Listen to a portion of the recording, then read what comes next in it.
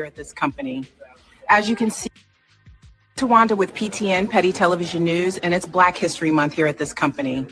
As you can see, the vibes are festive, the banners are up, the playlist is on. There is a Black Lives Matter sign positioned near the printer. Oddly, but not surprisingly, there are no Black employees present. Correction, there is one. They are a contractor. They do not receive benefits. They do not receive paid time off. They do not have a company email address. They're, however, asked to organize today's celebration. They selected the decorations. They coordinated the potluck.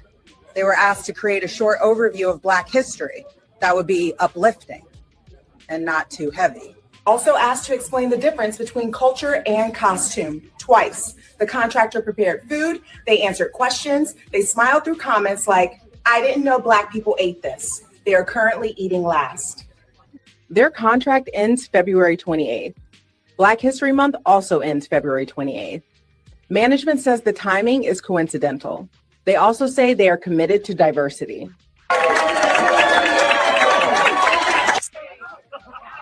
Reporting from a workplace where Blackness is celebrated, as long as it does not require permanence.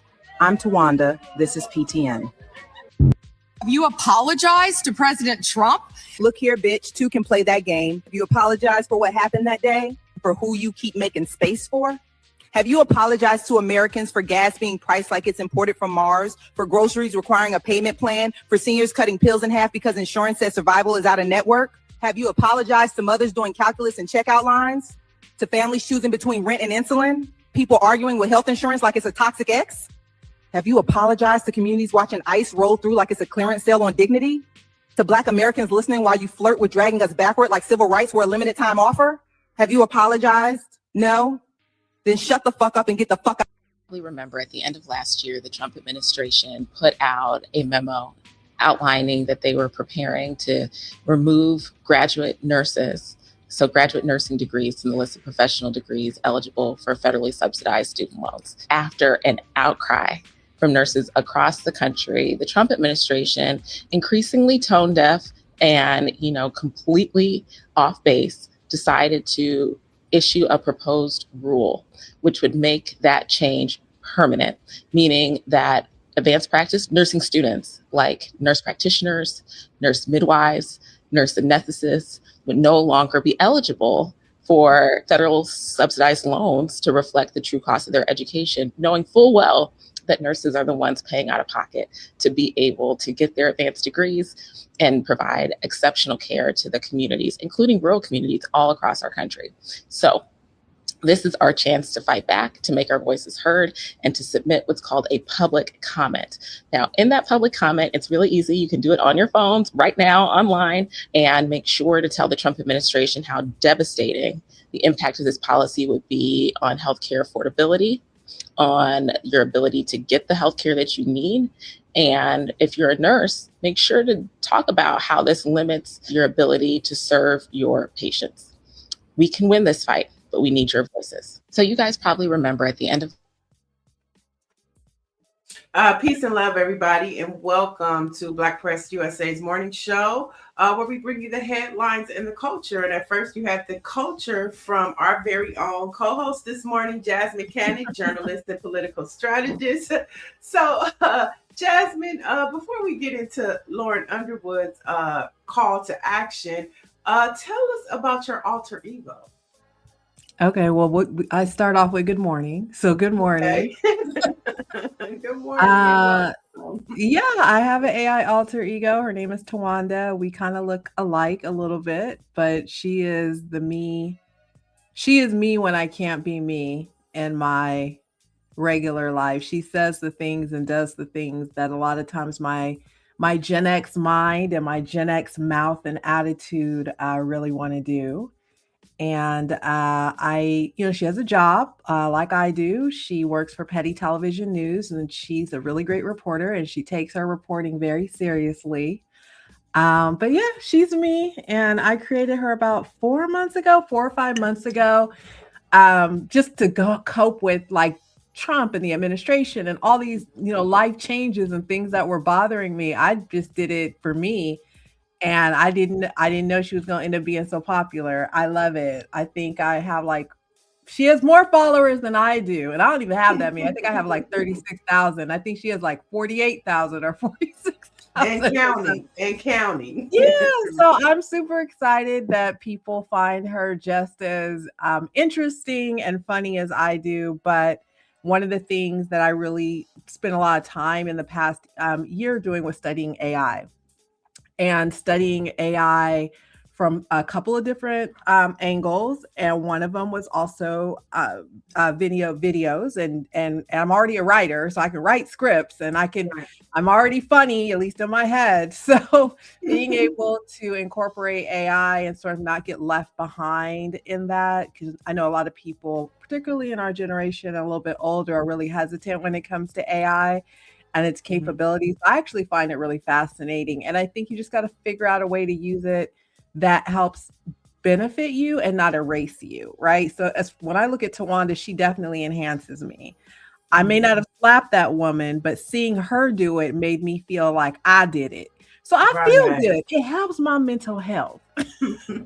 No, but I think it's great that you leaned in and you didn't wait. Because that happens to us a lot of times. We're always the last ones, which means we're not at the head of the line when the profits start spreading out. Yeah. So I'm so excited to see this journey for you and, see the come up, because there's also a financial gain with doing these types of characters in this new technology that we find ourselves in. I haven't found that yet. You haven't? I haven't found that yet, but hope maybe I will. That was not my intention when I started with Towanda. But if it ends up going that way and I can retire early, hey, I will not be mad about it. I did it mostly for mental health reasons. Like I said, it's a bit cathartic looking at her say the things that I wish I could say to people sometimes, but I stop myself because I don't feel like going to county jail. Right. And so that is really why I did it. But yeah, like I said, I hear you. There are people that do these types of things that are able to generate income from it. I'm not one of them yet, but I hope to be. I see that for you. Tell our viewers how they can follow or where they find Towanda. Oh yeah, sure. She is I am Towanda.ai on pretty much every platform. She's on TikTok, she's on Instagram, and she's on Facebook. So that's where you can find her. Or you could just go to mine, Hello Jasmyne, and there's usually a link to her somewhere in one of my profiles. But I'm Towanda. I took the name Towanda from a character in Fried Green Tomatoes. I don't know if you remember that movie, Neil. But it's one of my favorite books, one of my favorite movies, and Towanda was a really strong character that Kathy Bates, her character, identified with. Yeah. Okay. And Greer just dropped the link to Towanda in the chat. So go ahead and follow Towanda for sure. We also heard from Lauren Underwood, who was basically giving us a call to action to support students, to support nurses. And so just want to resell that from now until March 2nd. Rep Underwood is asking us to raise our voice and submit comments in opposition to what, the Department of Education and Trump is doing. And you can do that at federalregister.gov. And your key search is 2026 Reimagining and Improving Student Education. And I know, Jasmyne, for you were really big about call to action, civic participation, and that it goes beyond the ballot box on major elections, but on local elections and for things like this, like public comment. I don't think people understand how much power they have in a public comment or a written letter when it's done in masses. And that's also a part of civic participation and sometimes just as important as voting. So 2 short stories. One is my neighbor. I was talking to my neighbor recently about something. Oh, she was complaining to me about the fact that our trash bill went up. LADWP I mean, I'm almost paying more for trash than I am for my electricity these days. I am too. I am Right. too. I am Yeah. too. So she was complaining about that. And I said, well, the time to complain, sis, was when they were soliciting public comment. You should have contacted your council member and said, don't vote to increase my rates. And she was like, I didn't know we could do that. I didn't know this. I didn't know that. And I'm just like, yeah, okay. I go through, those are conversations I have with people all the time. You cannot depend on your mainstream news, your local news to tell you everything that's going on. Sometimes you have to take some initiative and get connected on your own. Follow your council member, follow your supervisor, follow your congressional member on your own, so you can sort of keep up with the things that are going on. Second story is last week I was listening to the radio. There was a story here in LA about how AI was used to generate over 20,000 letters of public comment to a water board here in Los Angeles. At the time, they did not know that the letters were not written by actual residents. It caused them to not go forward with the motion that they were getting ready to vote on. And then it came out later that one person generated all of those different letters and had them sent to the water board. Now, the water board is one of the most unsexiest positions. You think railroad isn't, we have boards for railroad, water, etc. Even though water, you can live without food, you cannot live without water. We should be paying attention to our water boards, but people don't talk about the water boards often, right? But that actually happened. And when you mentioned that about public comment, the power of public comment, this one person generated 20,000 letters, had them sent to the water board, and they changed their actions and what they were going to do. Wow. Yeah. I mean, it matters. The power of public comment. Let's not underestimate that, folks. The other side understands that. They understand that every single time, which is why we have less traffic lanes and more bike lanes, which is why we don't have plastic bags anymore, which is why, because they understand how the system works, how you have to lobby, how you have to show up and scream and shout to get what you want. The squeaky wheel gets the oil. Right. And understand, without saying it, folks, who the other side is, read between the lines. She's not talking actually, the other side is us too. It's us too. It's not just the other side, meaning the other side of the aisle. It's also people on your same side of the aisle who but what are I a little was more saying well-to-do than you are. No, I was just saying more so of this. Oh yeah. Oh, absolutely. This is what I was talking about. Yes, they are those people. That's what I'm talking about. Yes, you're right. My bad. You're the exactly other side. Right. Yes. Yeah. They get it. Okay. They took civics. They get it. it. Those are the people too that Tawanda's talking about in the work environment. Towanda has the most interesting story. She has a really good story today too that's coming out. You're gonna love it, Neil. She had an interesting situation happen on the freeway. Yeah. Okay, you guys. So follow Towanda so you can find out. And then Let's Jam says, look at that junk mail. Yeah, sometimes the junk mail is important. Sometimes, every once a week, you should just breeze through and see what you missed. Oh, I look at my junk mail because I want my coupons.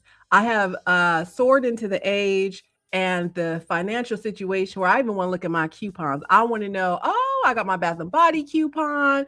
I got my Ulta coupons. I got my Ralph's coupons. Like, right. I get it. I understand why grandma was clipping them coupons. I understand when roast beef is $16, when chicken is $20. Right. No, let me tell you, I have downloaded the apps for all of my grocery stores. And when I go on the stores and I see a digital coupon, clip. Where bacon that is $7 and it says digital coupon $2, boop, put it right in my thing, clip. That's right. When I get to the register. So yeah, you guys download your grocery store apps, pay attention to those digital coupons because sometimes those are the only way you're going to get the extra discount, but you have to have the app. They're forcing you to download the app to participate, but it is definitely worth it. I agree with you 100%. And now that going back to the junk mail thing, also just remember, I don't care where you live. We're in full election season. So I've already gotten political mail. And sometimes we also have a habit of throwing away political mail. Don't get me started on that because the cost behind that mail is astronomical. It is a dying way to reach voters just because of the way that we've moved more into the digital realm of things. But high propensity voters, those voters you can count on every time, are like our parents' generation, not even our generation, our parents' generation, and those left from our grandparents. They want some mail. They want some mail in that mailbox. So you still get it. I think 10 years from now, 15 years from now, I think most of our political communication is going to come in the form of, and I hate to say this because we get too many now, and I'm guilty because this is my job, text messages and email. But we're going to be, you're going to get political mail. You might look at it as junk mail. You should be paying attention to that too. Yeah, for sure. Because it could be something as simple as something to do with your water, okay? And you missed out on it, or your trash. Because I know my trash is expensive too. But let's jump into the news. We could talk about that a lot more, but there's a lot happening in our country. But first, of course, we want to start with our morning poll. Of course, the State of the Union is tonight, and we're going to get into that conversation as well. So chat, get ready. But our poll this morning is a new poll shows only 48% of Black Americans are feeling the State of the Union right now. That many? Well, that's what this particular poll says. Well, whose poll is that? Okay, Jasmine. I'm sorry. And I'm like, that many? 48% of Black Americans are I should have said are not feeling the State of the Union right now. Are not. Are not. I'm sorry. That's not enough. Right. So we want to know, chat, how are you feeling heading into tonight's address? Is it A, optimistic? Is it B, skeptical? Is it C, concerned? Or is it D, are you tuned out? We usually have our poll up. I don't know where it is, Greer. But how are you guys feeling about the poll about the State of the Union tonight? Is it A, optimistic, B, skeptical, C, concerned, or D, turned out? Drop it in the chat. Let us know how you're feeling about tonight's State of the Union. Jasmine, we got a D for tuned out. Jasmine, how are you feeling about it tonight? Look, I wrote an op-ed last week where I talked about how Democrats in DC do not need to show up to the State of the Union. I mean, if your neighbor who called the police on you simply for existing invited you to hear their HOA speech, would you show up? No, you would not. It is a choice. And as of now, you cannot be disappeared or arrested for not attending the State of the Union.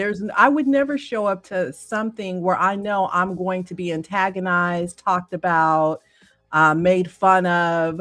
And quite frankly, as a Democrat, as a delegate in the party, I feel that it would be a stronger message to Democrats across the country if you didn't show up, if Democrats didn't show up. We don't need coordinated suit moments, little pens, little signs you hold up. Or all white, showing up in all white. Right. The only thing that hurts a narcissist is their audience not being there. So if he looks to that side of the aisle and there is no one there and he can only talk to his circus, then that's going to hurt him because he gets pleasure off of talking about. Look, think about all the people he made fun of last year, who he said horrible things about in the State of the Union, right to their faces, right? And so I'm going to watch because I volunteer for my community. I'm gonna watch and see. So now, are you doing any networks? Because I know for local, I think it was a mayor's or some type of candidates forum. You did Fox. The governors. I did the governors. Race. So are you doing something tonight? Not that I know of, but you know how LA media rolls. So It could be an hour from now, and I get a call and say, "Hey, can you come in and do it tonight?" Right. I will definitely have a lot to say. But I'm hopeful that folks don't show up. I hear this excuse, well, someone needs to be in the room. No one needs to be in the room. Absolutely not. I agree. You can listen to it. You can stream it. There are so many other ways if you just want to know what he said. So Democrats need to show us that they have a spine and their egos aren't so big that they feel like they have to be on TV tonight, so they have to show up. Don't show up to that room. There's no good reason to show up to the State of the Union tonight. Well, it seems like the chat overwhelmingly is saying D. They're going to tune out, except, of course, one of our faithful Trump supporters. He says he's feeling optimistic. One of those. Okay. But right. so let's talk about it. So some Democrats plan to deliver direct addresses or attend counter rallies. I love that. I remember one year, I think it was Trump's first year, Congresswoman Maxine Waters, I happened to be in DC. She was the chair of the Finance Committee at the time.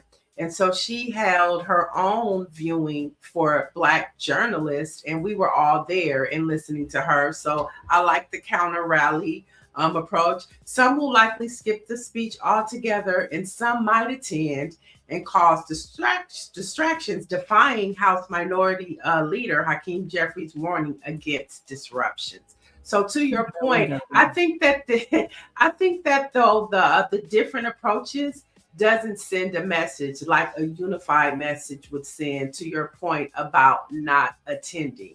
I think that's the message that unified Democrats should send in unity, because we're talking about a midterm. And the Democrats just don't seem to be strong enough during this midterm election. I mean, I think they should have commercials rolling back to back right now today, talking about what's at stake in the State of the Union, from on your local networks and on national networks across the board, on CNN, on Fox. To me, that's what the Democratic Party should be doing right now, but yet they're going to be divided with their own tactics on how they're going to respond to Donald Trump tonight. It's wild. I have a lot of thoughts on the Democratic Party. I wrote an op-ed. I have not published it because I'm weighing not the consequences, but what I may have to deal with if I publish it, about how the behavior of the Democrats in Washington, D.C. Affects the endorsements of local and state Democrats. For example, why would I ever vote for someone the Democratic Party, and I'm a delegate, why would I ever vote for someone the Democratic Party told me to, if my example is the spineless people in Washington, D.C. who keep caving, right? And this past weekend, California had its state convention, and no endorsement for governor, no endorsement for a lot of key positions. The Democrats are undecided. They're all over the place. For me, I think the strongest message the Democrats could send is to put out a statement saying we are not coming, and to then not come. But there are too many. Right. There are too many egos at play. People want their TV time. People want to do all these different things. At the end of the day, like I said, we don't need another coordinated suit moment. We don't need little matching pins and little matching signs. We, as in the rest of us, the Democrats, we need to see that our leadership can say no to this man and to starve him of the attention that he wants. Right. If you don't watch at home, all you deers in the group chat that are like tuned out, Trump does not care if you don't watch him at home, but he does care when he wants to give a great speech and talk about people and make fun of people, and they are not sitting there in front of him, giving him the absolute joy that he derives from doing that sort of stuff. And so it's just a shame that we don't have the type of leadership in Washington, D.C. that can get the majority of the members to just say, we're not going to do it. We're not going to show up. We already know what the State of the Union is. I don't want to say it, but it starts with the F word. We know what the State of the Union is already. We do. There's nothing he's going to say. Count how many times he says, I did, it's the greatest, it's never happened. That he says that tonight, because the State of the Union is really about the state of Trump. Right. At least in his head. You understand what I'm saying? It's not the speech that it was when you and I were growing up, Neil. It's not that type of event anymore for politics. It's not.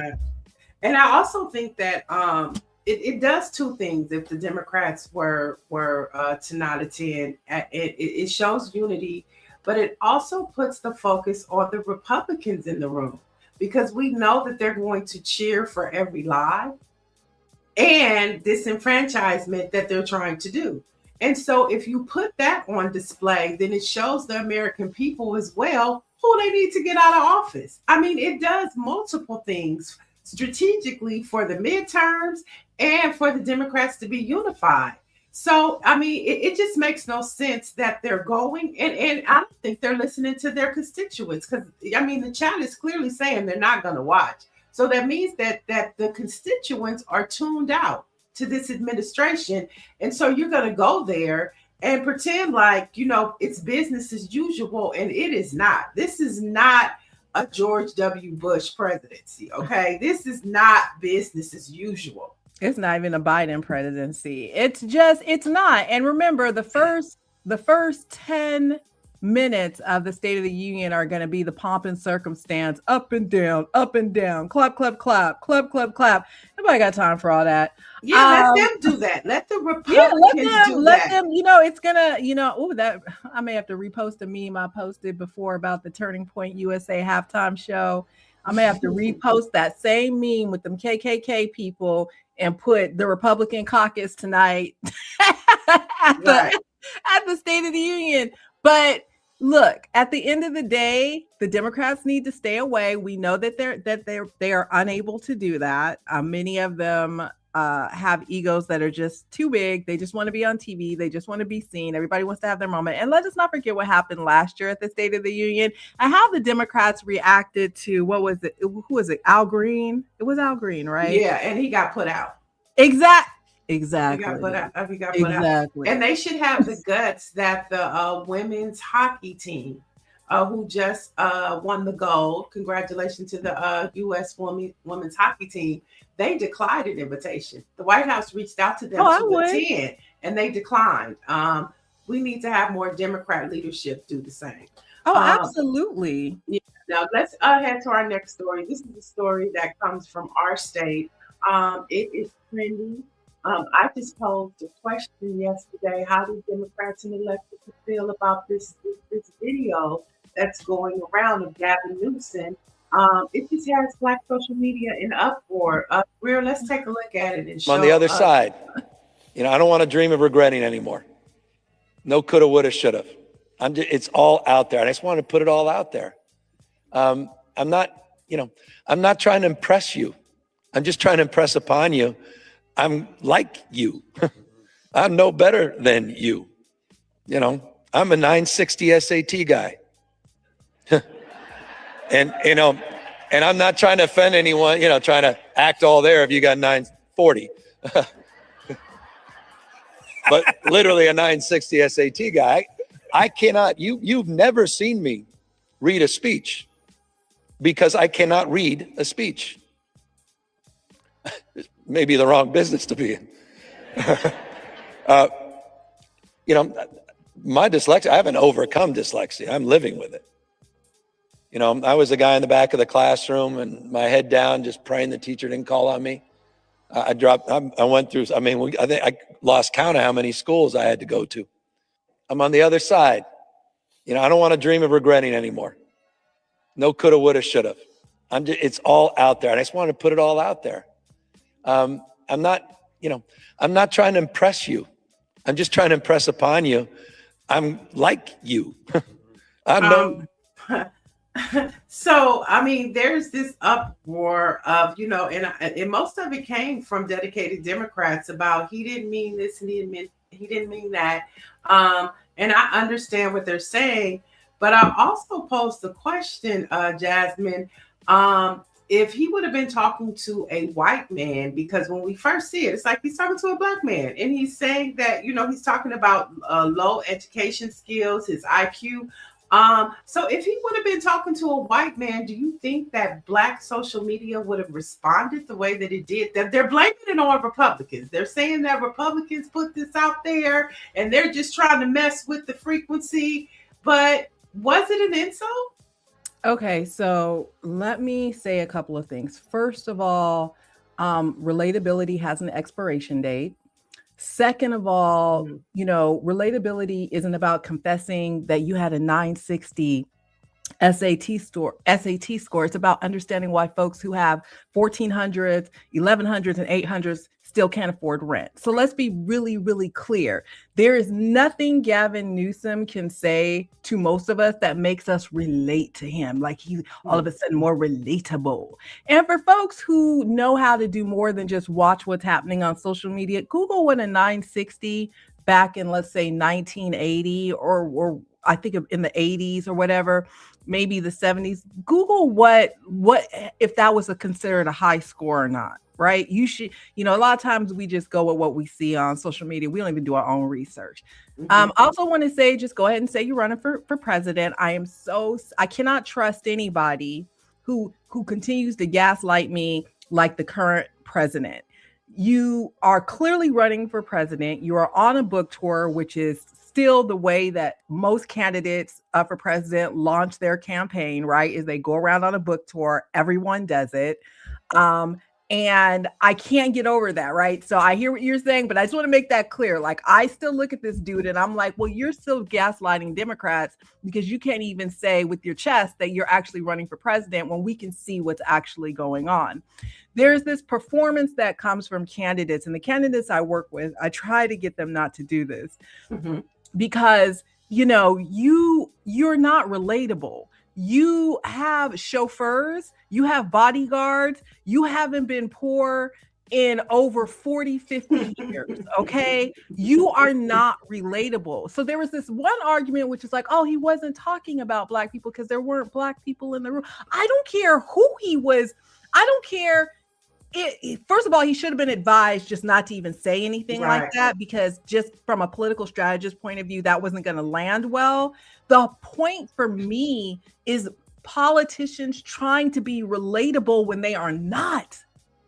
You cannot relate to the cost of rent. You cannot relate to the cost of living. You don't check grocery receipts twice. You probably don't even do your own grocery shopping. Let's be clear. Right. You probably don't even have the app on your phone to get your digital coupons. Exactly. So it's just, it's that Americans and American voters need to, you know, we say one thing online, we do a completely different thing when we get into the voting booth. But this whole idea of candidates trying to be relatable by telling these stories from, you know, 40, 50 years ago, it's like, get out of here. Right. And I also think too, like a lot of the Black,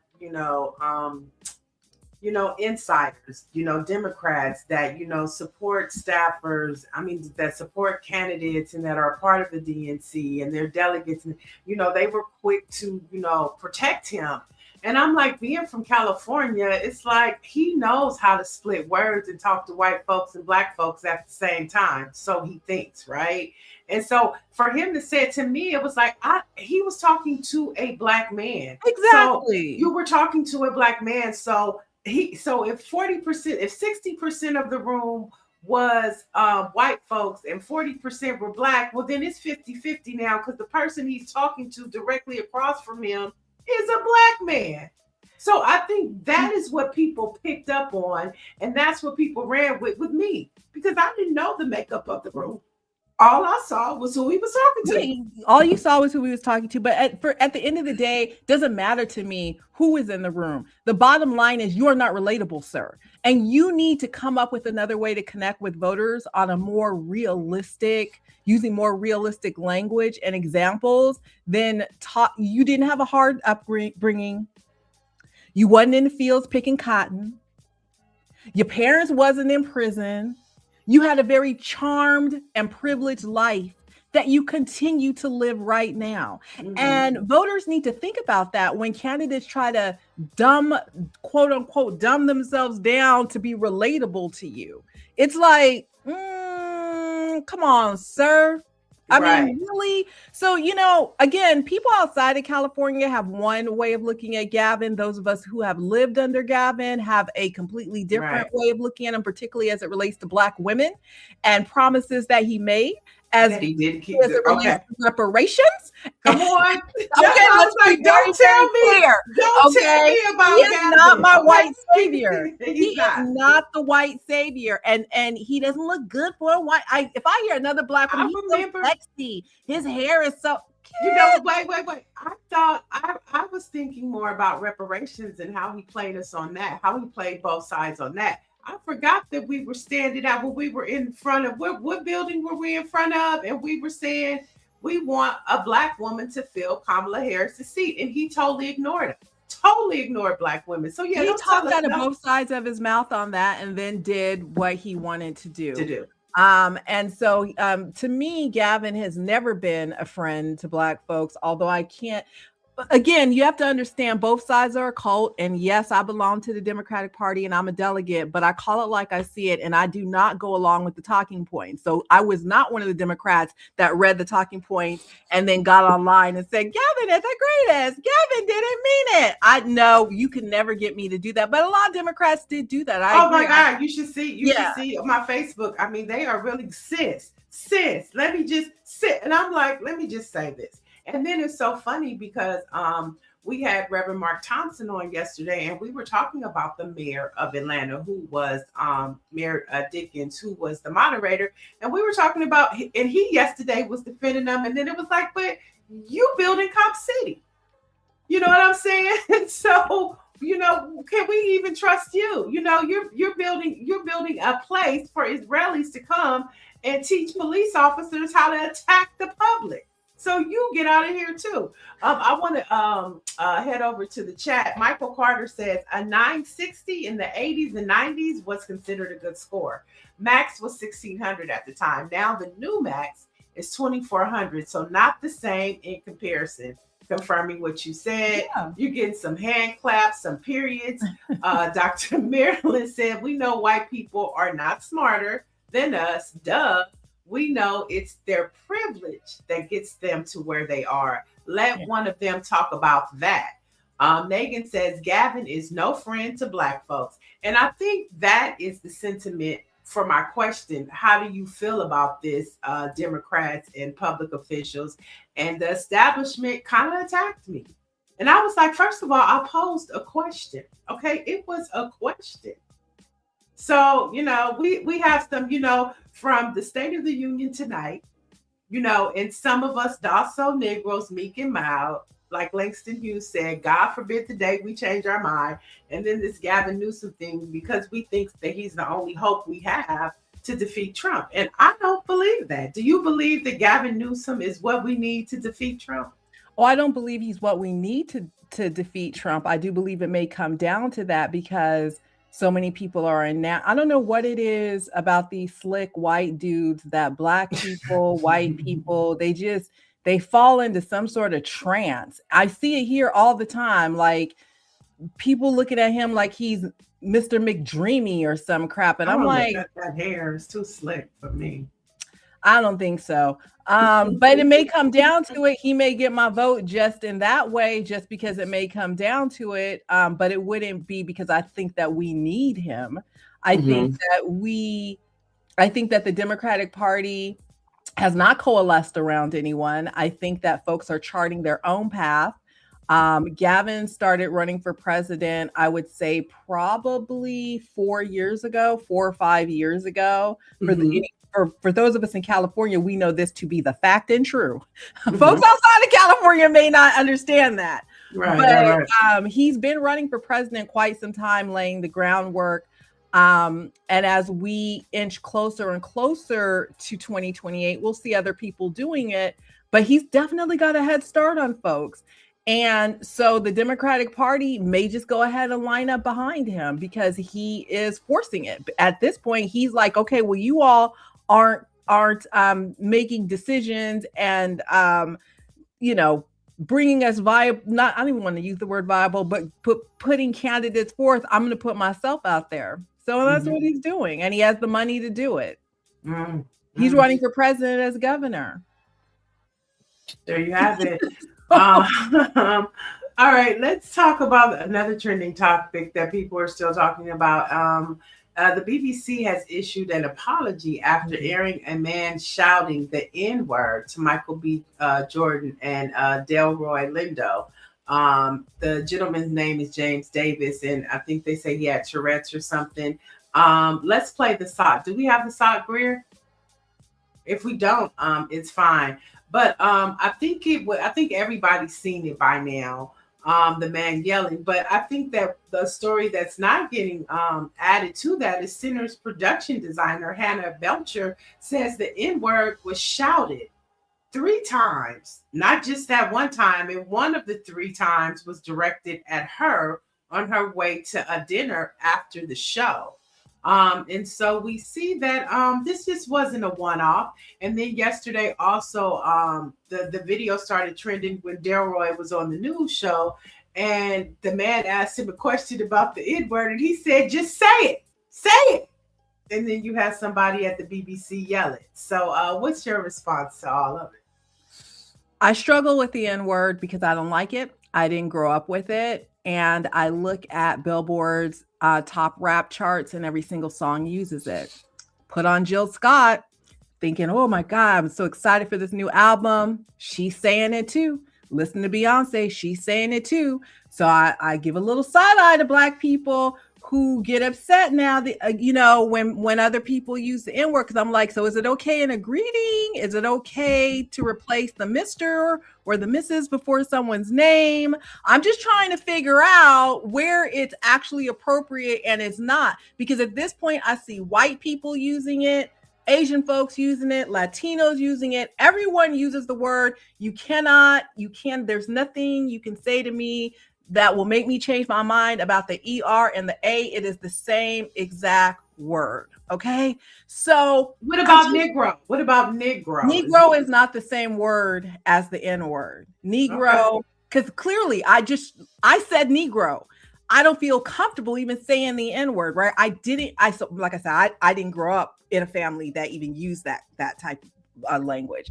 But I just look at all the people who are just filthy rich at this point, the record executives, everyone who profits off of the N-word, and then and we make that happen by our streams, our support of these artists and everything. But then we won't get upset in other certain situations. So that's like my first thought, right? And I don't really struggle with that. I'm pretty clear that's where I'm at. I just get frustrated with Black folks on it, right? Granted, I understand that what we're talking about initially is the BAFTAs, which are not even here in America, right? They're in the UK. And then I guess I would just say, there's a young lady that I've caught a few times who has a really big following on social media who has Tourette's, and she's a Black, young Black, like Gen Z or something. Don't ask me how she ended up on my algorithm, but she constantly uses the N-word and all kinds of other horrible words in her having Tourette's. Like she'll be in a mid-sentence and then say F you N-word or whatever it is, right? So for me, I'm like, if that's your default, right? If your default is the N-word, I think that's probably something that he says or uses, right? Because I just don't see that as being just something that you just happen to, I don't know, blurt out. There's many things that I could accidentally say, and that would never be one of them. Gun 11 says Tourette's my ass.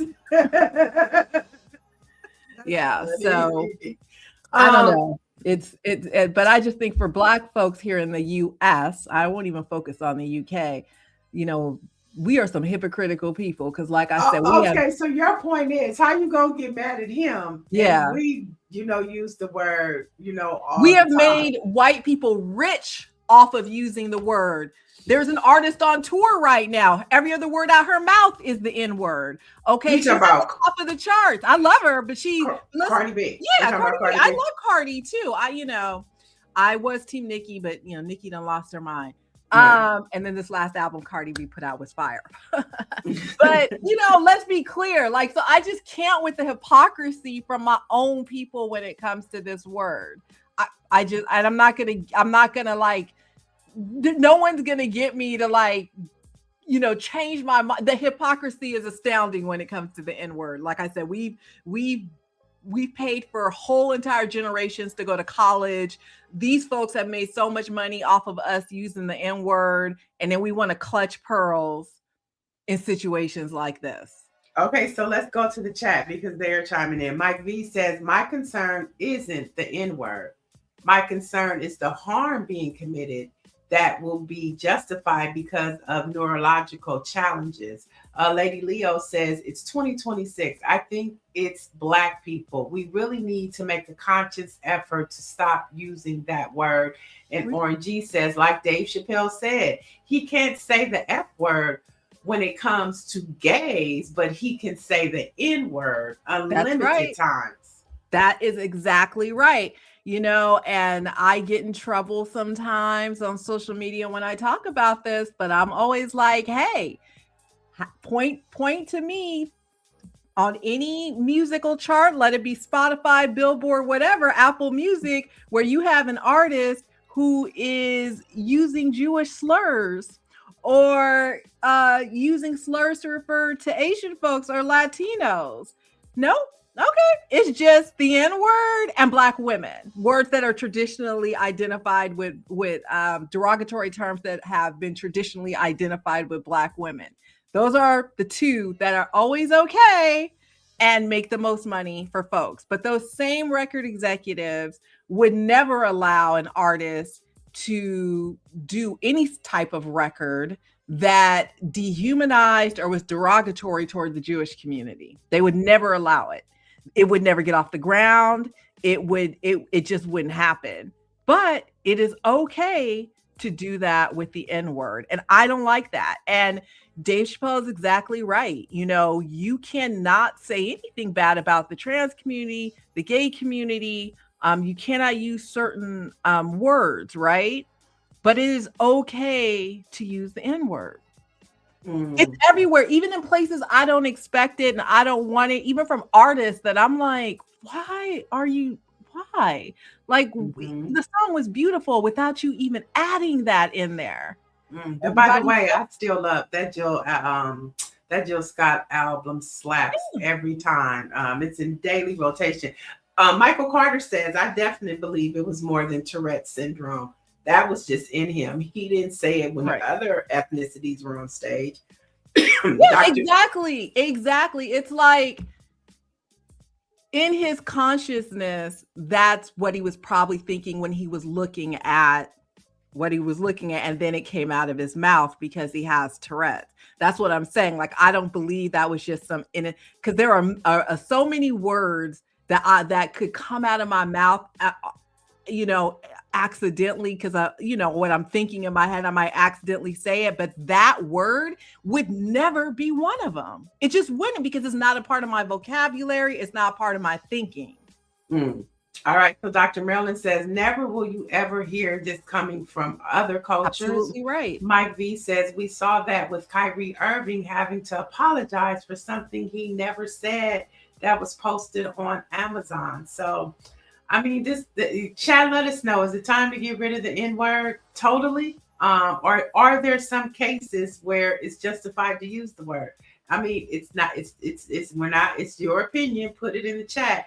We got to move on because we're coming close to the top of the hour.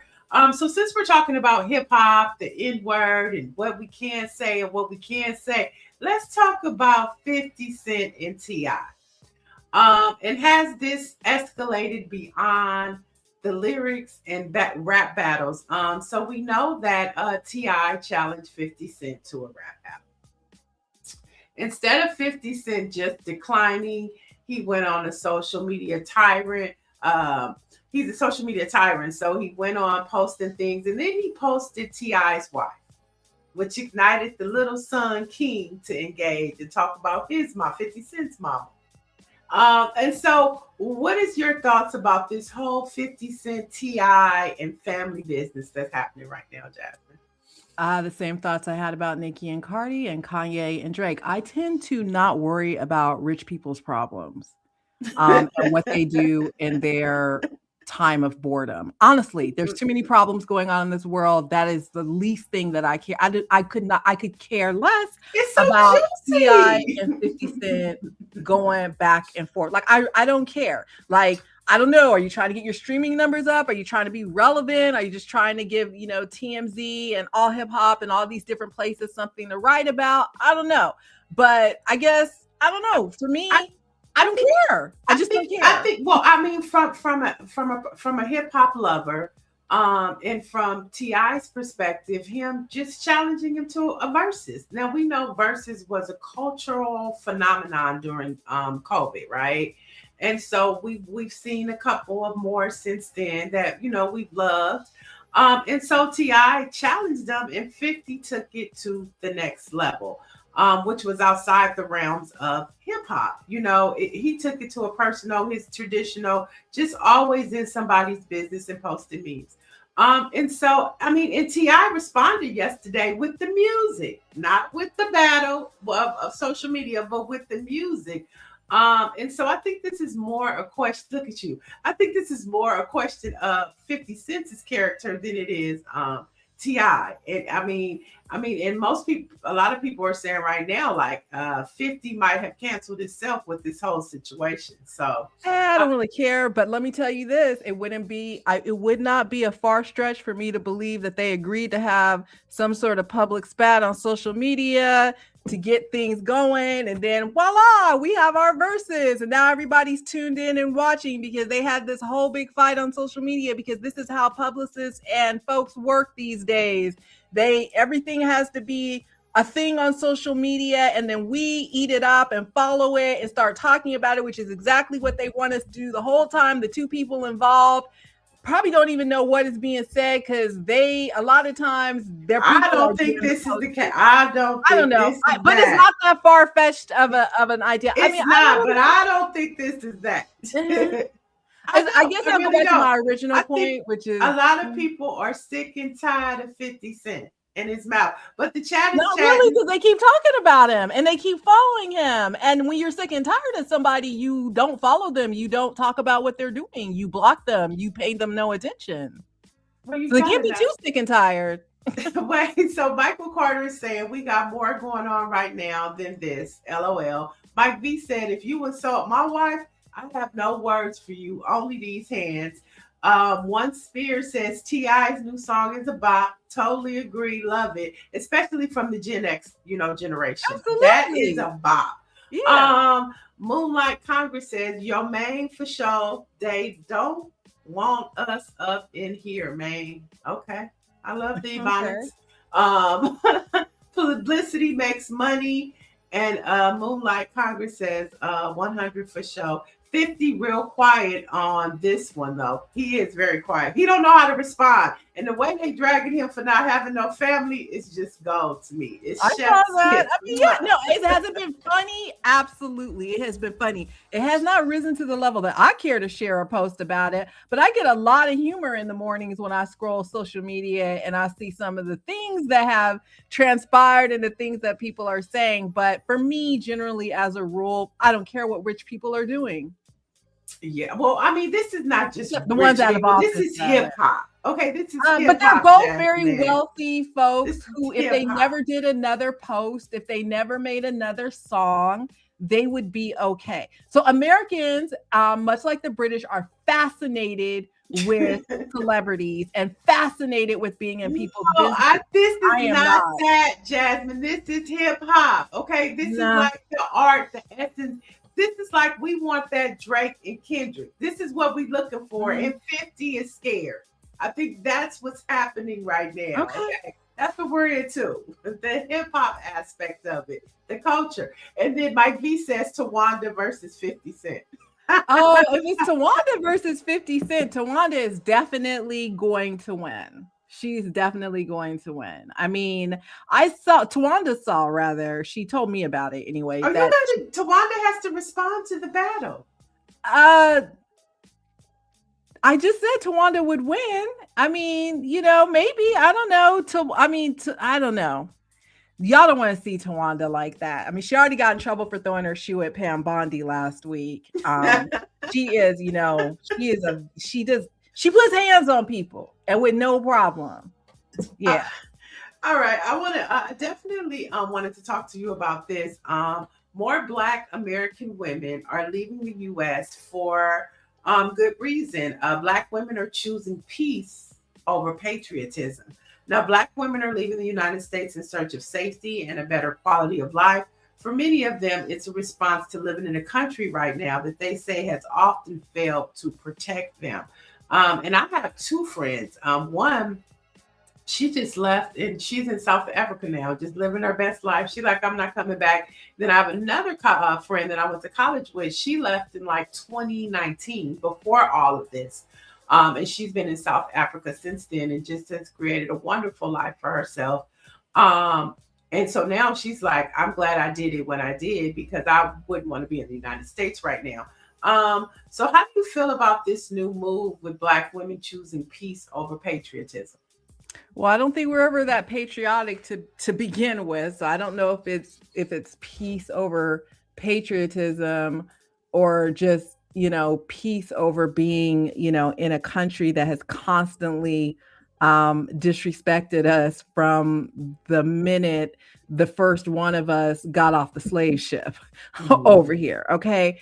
My cousin's doing the same thing. I have a cousin right now who's just spent 2 months in Europe looking at places to move to. I have a lot of folks as well, Neil, that are doing that. And that's great for those folks who are in a position to be able to make that happen, right? As we know, that's not the reality for most of us.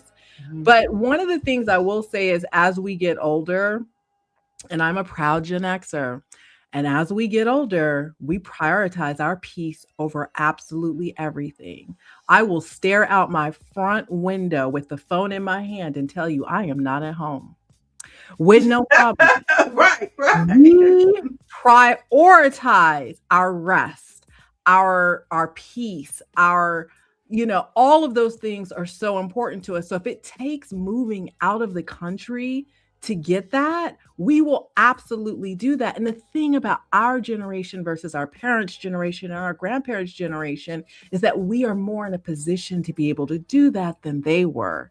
So yeah, I'm not surprised that we're seeing a lot of that happening, because particularly older Gen Xers who are more nearer the retirement age, who are thinking about how they want to spend the rest of their lives. Yeah. And a lot of people that I know have chosen to go to Ghana, also South Africa, places in Latin America, just because, one, Black women are very much respected in other parts of this world. This country has a problem with Black women, but there are many places where we are just worshipped, and women are choosing to go there. Mm-hmm. I mean, and I think this country has a problem with Black women and Black men, just Black folks in general. But the chat is saying, Michael Carter saying, laughing my ass off, Gen X for rest and relaxation, hands up high. And then One Spirit says, when I went to Africa in 2010, I didn't want to come back. Most Black women in this country don't have the opportunities to make their own peace. That's a good point too.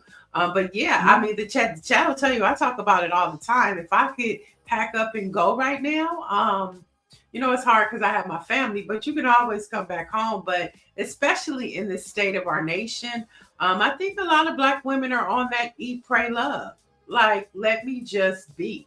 And a lot of Black people right now, are not at the forefront of this resistance for Donald Trump. We're finding a way to do it on our own, but it's like somebody else, let them fight that fight. If we tired. The ancestors said, be still. Yeah. And like I said, I mean, for Gen Xers, I think that's true. I think younger generations are not yet in that position to be able to do that. I think all of us, no matter what our generation is, we should have a to-go bag and be ready to go with a passport that is valid, because at the rate things are going in this country, and it sounds funny, but it's really not. We may have to get up and go. You may have to get up and leave your family just to save yourself with the way things are going these days, right?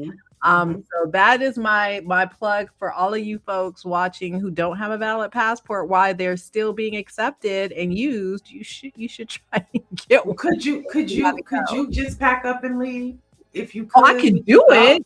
No, I'm just saying, like, if you could, like right now, if you just, would you leave, or do you feel like, because you do a lot of work for our community, and so do you feel like you're needed here, or if you had the opportunity to leave, and you, like you said, you could leave, but I mean, like, really, like, you know, just go and not come back, would you do it? Or do you? I'm not going to willingly choose to leave my community. But, you know, if I know that they're finally coming for me for all those anti-Trump posts and my door's about to get kicked in, I have no problems jumping out the window, grabbing my to-go bag, and y'all will not see me until I get to Cuba or wherever it is I am going to be safe. So I can do it. I choose not to because I'm a fighter and I want to be here in my community. I think about that every day, Nia, with the cost of living in Los Angeles, how they trying to push us out. And it's my personal battle to make sure I stay here. This Black person is not leaving. Like, you're not going to push me out of my community. I want to be here with my. But if I had to do it, I think we all could do it if we had to do it. And, you know, again, I think that the way things are going in this world, there are things we may have to do in the future that are going to be uncomfortable, just in order for self-preservation to save ourselves. All right, there you have it, folks. Let's get our Black History facts before we get out of here. This is a fun one. I don't know if she's ever used the N-word, and I'm talking about Lauryn Hill. In 1999, Lauryn Hill's Grammy sweep. Lauryn made history at the 41st Annual Grammy Awards, winning 5 awards, the most in one night by a female artist at that time. I don't think Lauryn Hill has ever used the N-word in her music. Can you recall?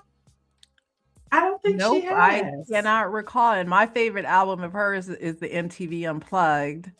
Oh, really? Not the Miseducation. Well, that Miseducation of Lauryn Hill is mine. I mean, it's just no. It was when she did the one that a lot of people were like, we want old Lauryn Hill, and that was me. Yeah, no. That was my favorite. It still is my favorite from her. But no, I don't think she has. But also think about when she was at the height of her career.